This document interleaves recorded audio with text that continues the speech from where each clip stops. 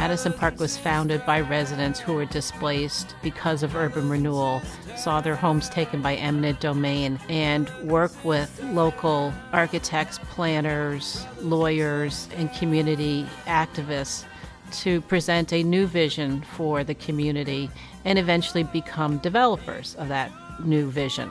So I'm really proud to be continuing that tradition.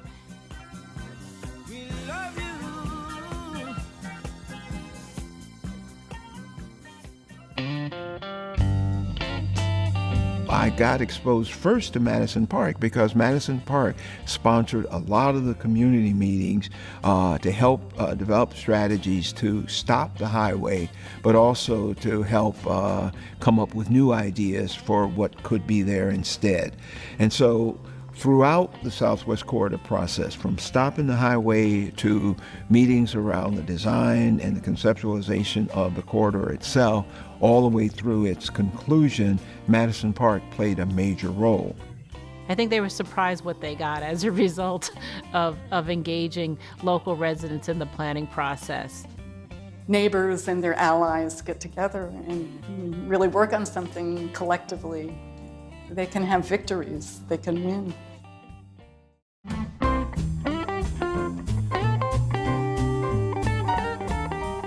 Part of what we hear from the community is we need to take care of our youth.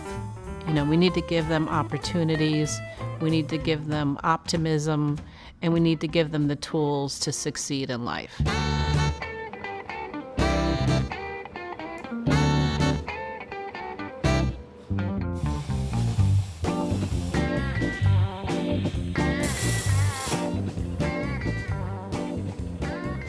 As a youth employment worker at Madison Park, I've learned to dress properly, how to speak at a job, how to stay positive in the workplace.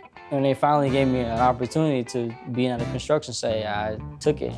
It led me to where I am now and more ideas to what I want to do in the future. Miles is really one of our premier success stories. And he's been working a part of our summer youth employment program and after-school employment program for quite a while.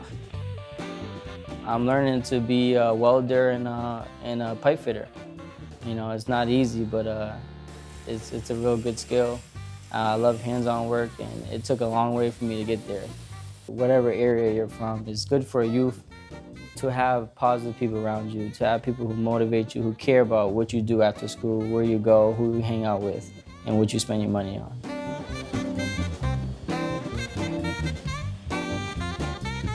I met Neil Stanley about 4 years ago now. I think the foundation of our relationship was, in the beginning, was really based on me trying to get him to trying to break through the walls that he had really built up from being around people that just didn't have his best interests at heart.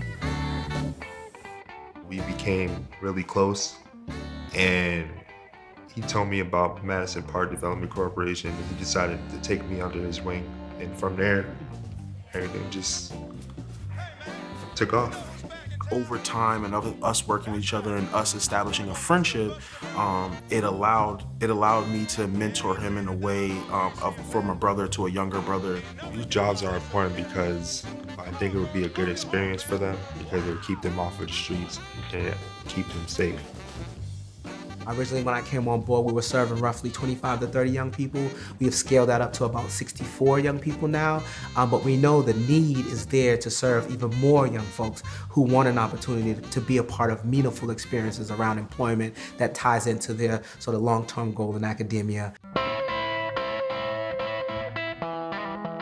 We looked at the voting statistics citywide and saw that Roxbury was a neighborhood that was voting way towards the bottom of the list in terms of neighborhoods, in terms of turnout and voter participation. And we thought we ought to be able to do something about that. We really created a relatively low-tech campaign called RoxVote, which involved door knocking, hanging signs on doors reminding people of elections. And we really started to see Roxbury rise in terms of voter engagement. Our job is to get Roxbury residents' voice into that civic dialogue. And I'm thrilled to welcome you all here for today's rally on behalf of the Community Preservation Act in Boston. Our city's growing fast. We have a lot of families in our city that are being priced out. We have a lot of low-income families in our city that can't find a place to live, and we have a lot of moderate-income families in our city that are paying high-end pricing to live in the city of Boston. So when you have a city like that, that's not good for everyone across the board, that's a problem. Saying we have a need for affordable housing is one thing, but actually putting it together is another. Madison Park has a track record of doing that. We're about a third of the way through a modernization of Madison Park Village, and it's really exciting. We're both improving energy efficiency, reducing our carbon footprint, increasing the comfort of these homes, air quality. We're also preserving it for the next 20 or 30 years. We're modernizing the buildings and adding amenities. In the middle of Madison Park Village, we're planning a 2-story community center. I envision this as a major gathering point for the community at large, not just for Madison Park, but for all the neighbors in this portion of Roxbury. When we do real estate development, a real key component to that work is sharing the economic benefits with minority and women-owned companies, contractors, subcontractors, and also maximizing the employment of local residents, minority residents in that construction work. That's an important goal of Madison Parks, and I think we have one of the leading track records in the city. There are a number of minority-owned electricians and plumbers and a whole host of trades. One of the local construction contractors who we've worked with on a number of jobs is ICD. They're doing the interior renovations of the Madison Park 3 townhouses. It's over 100 townhouses that have been renovated. They're building a new maintenance building at Madison Park Village, and they're doing some of the tenant fit out in one of our commercial spaces in one of our buildings.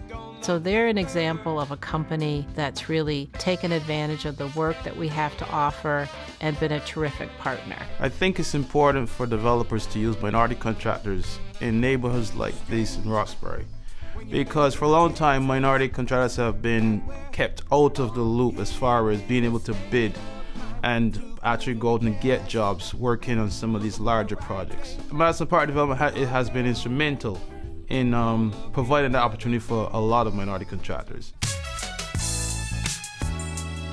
Milton Wright is a local artist, playwright, former judge in the Roxbury District Court, and he had been writing this play Joby for many years.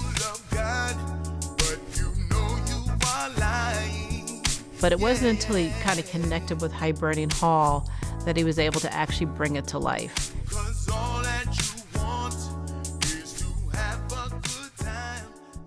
I knew it had to be a musical, but I thought, Job, a musical? How do you make that story a musical? Into the wee hours, we occupied this booth, and he talked me through and sang me through every scene from Joby. So I don't know what the other patrons were thinking, around midnight. We were saying, how can I face tomorrow? But that's when I knew that we had to do the production. I'm writing this play, and it's based on Job, and the lead character is Joby, and instead of Satan, the antagonist is Satan. They would laugh.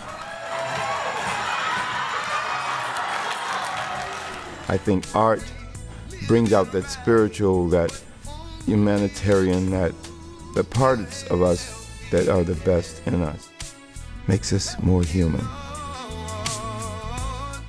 Here in Roxbury, we've brought stakeholders together and formed a new Roxbury Cultural District. It's a way to use arts and culture to promote economic development and work collaboratively across organizations and really value our cultural assets and use them to promote tourism and economic development. What I like, especially about Madison, especially with all this new developments going up all over the place, is that they include the community. A lot of developers don't include the community, and Madison Park does, and that's one ace up they have. because they're community oriented and they think about the residents that live in the community.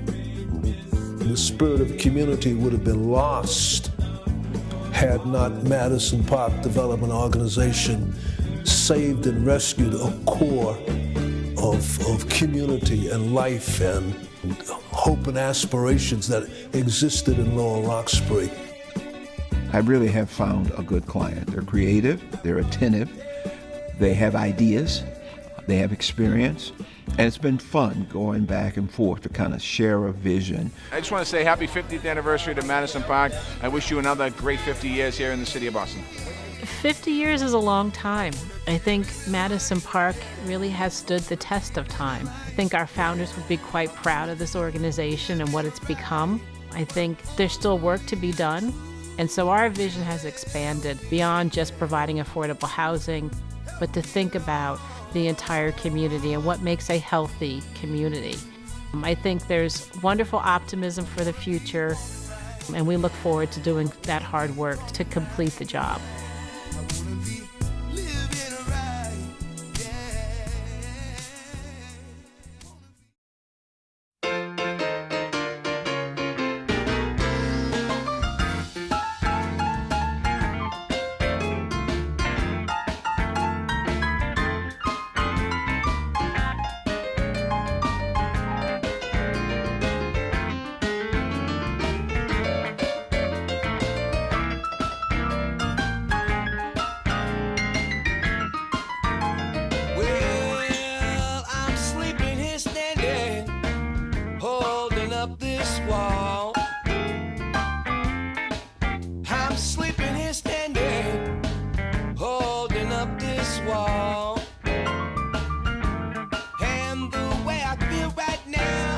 I went and had myself a ball.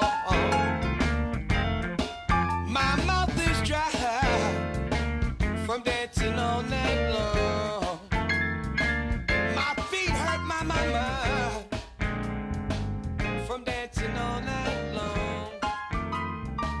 Every time I turn around, that woman saying, man, come on, they're playing my favorite song.